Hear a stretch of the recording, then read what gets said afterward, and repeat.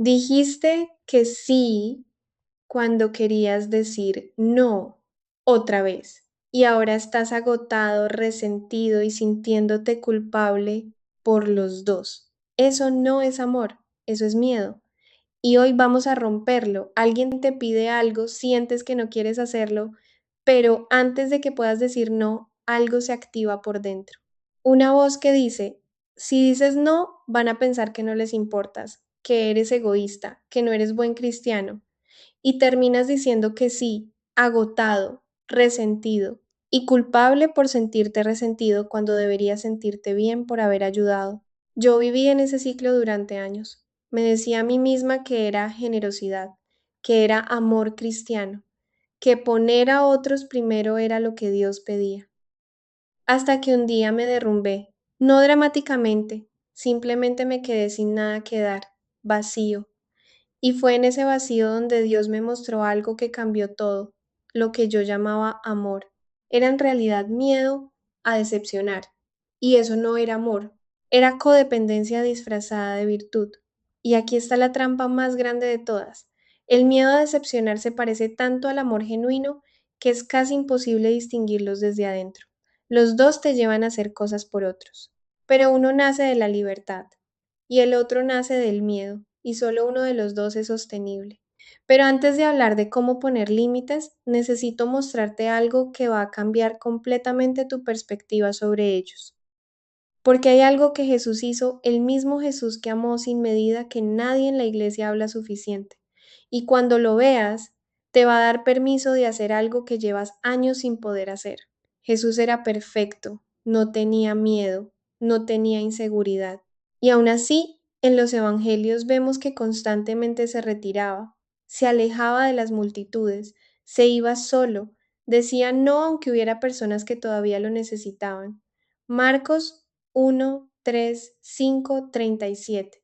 Levantándose muy de mañana, siendo aún muy oscuro, salió y se fue a un lugar desierto, y allí oraba. Y le buscó Simón y los que con él estaban, y hallándole le dijeron, todos te buscan. Él les dijo, vamos a los lugares vecinos para que predique también allí. Todos te buscan. Y Jesús se fue a otro lugar. No porque no le importaran, sino porque sabía que para poder dar, primero tenía que recibir, que para poder servir a todos, primero tenía que proteger su conexión con el Padre. Jesús tenía claridad sobre algo que muchos de nosotros necesitamos aprender. No puedes dar lo que no tienes, y pretender que sí puedes no es amor, es autoengaño, y no fue solo esa vez. Jesús durmió durante una tormenta cuando los discípulos entraron en pánico. Se fue al desierto cuando la multitud quería hacerlo rey. Dejó a Lázaro morir antes de ir a verlo, aunque sabía que iba a resucitarlo. Jesús operaba desde un ritmo interno, desde una prioridad clara, y ese ritmo a veces decepcionaba a las personas que lo rodeaban. Si Jesús decepcionó personas en su tiempo aquí en la tierra, y aún así fue el acto de amor más grande de la historia, entonces quizás el problema no es decepcionar a las personas, el problema es creer que no puedes hacerlo. Pero ahora necesito hablar de la culpa, porque no toda la culpa que sientes cuando pones un límite es igual. Hay tres tipos distintos, y si los confundes, vas a seguir cediendo cuando no deberías. Primera, la culpa falsa. Es la sensación de culpa que no corresponde a ningún daño real. Dijiste no a algo que no estabas obligado a hacer. Protegiste tu tiempo, priorizaste tu bienestar y sin embargo sientes que hiciste algo malo. Esta culpa no es tu conciencia hablando, es el miedo disfrazado de conciencia. Y si la sigues obedeciendo, te va a controlar por siempre. Segunda, la culpa legítima. A veces ponemos límites de la forma incorrecta, con enojo, con frialdad, sin explicación. Y eso sí produce un daño real en la relación.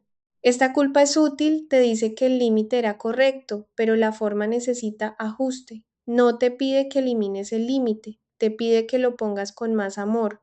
Tercera, la culpa manipulada. Alguien reacciona a tu límite con enojo, con silencio, con decepción exagerada y usa esa reacción para hacerte sentir responsable de su estado emocional. Esta culpa viene de afuera, no de adentro. Y obedecerla no es amor, es ceder tu bienestar al control emocional de otra persona. Gálatas 8:8. Estad, pues, firmes en la libertad con que Cristo nos hizo libres, y no estéis otra vez sujetos al yugo de esclavitud. No estéis sujetos al yugo de esclavitud. Vivir sin poder decir no es una forma de esclavitud. Y Pablo dice que Cristo te hizo libre no para que uses esa libertad sin amor, sino para que puedas amar desde un lugar libre, no desde un lugar de miedo. Y ahora sí, los 3 pasos concretos para poner límites sin sentir culpa. No teoría. Pasos que puedes aplicar esta semana. Y el primero empieza con algo que probablemente nunca pensaste que tenía que ver con los límites. Primero, define desde dónde sirves. Antes de poder poner límites, necesitas tener claro qué es lo que Dios te llamó a cuidar: tu salud, tu familia, tu tiempo de conexión con Él, tu propósito. Cuando tienes eso claro, decir no a lo que lo amenaza no se siente como egoísmo, se siente como mayordomía. No estás protegiéndote a ti, estás protegiendo lo que Dios te confió. Segundo, di el no con amor, no con miedo. La mayoría de personas no pone límites porque no sabe cómo hacerlo sin herir. Y cuando finalmente lo hacen con tanto miedo que suena a ataque. La diferencia está en el origen. Si dices no desde el amor, no puedo hacer esto porque necesito proteger esto otro, es una declaración. Si lo dices desde el miedo, no sé cómo decirte esto, pero tal vez podría, tal vez, es una disculpa.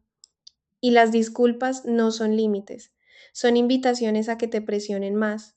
Tercero, no expliques de más. Este es el error más común. Cuando ponemos un límite y la otra persona reacciona mal, la tentación es explicar, justificar, convencer, pero dar demasiadas explicaciones es una señal de que todavía busca su aprobación.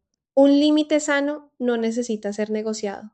Puedes decir no puedo hacerlo sin agregar 10 razones por las que es razonable. La persona correcta va a respetar tu no. La que no lo respeta está confirmando por qué el límite era necesario.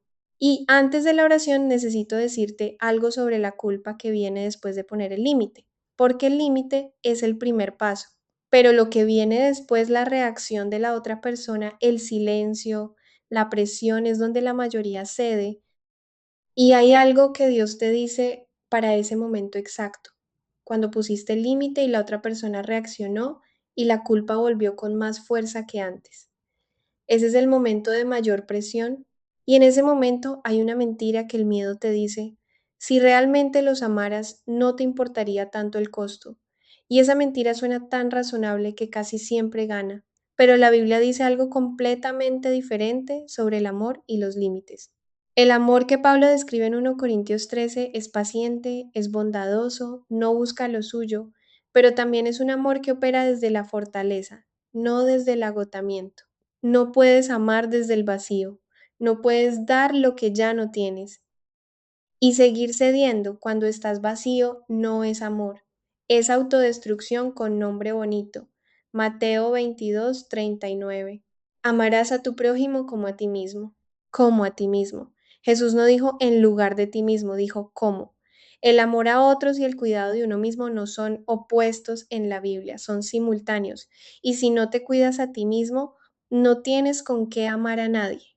Poner límites no te hace menos cristiano, te hace más honesto, más sostenible, más capaz de amar de verdad a largo plazo.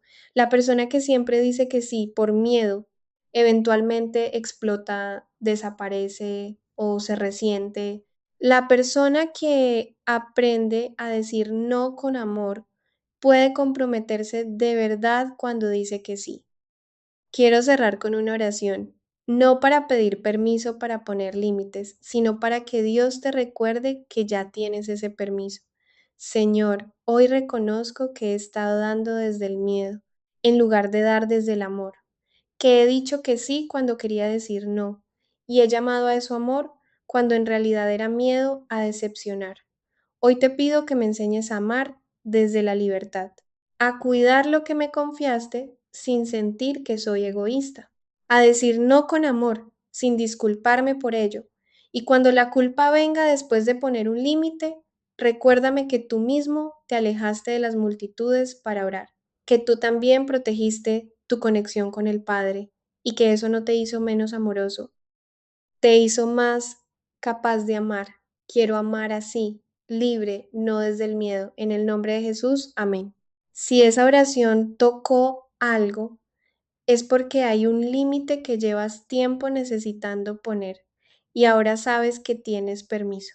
Si este mensaje llegó cuando lo necesitabas, guarda el video, porque la próxima vez que necesites decir no y la culpa vuelva, necesitas recordar esto.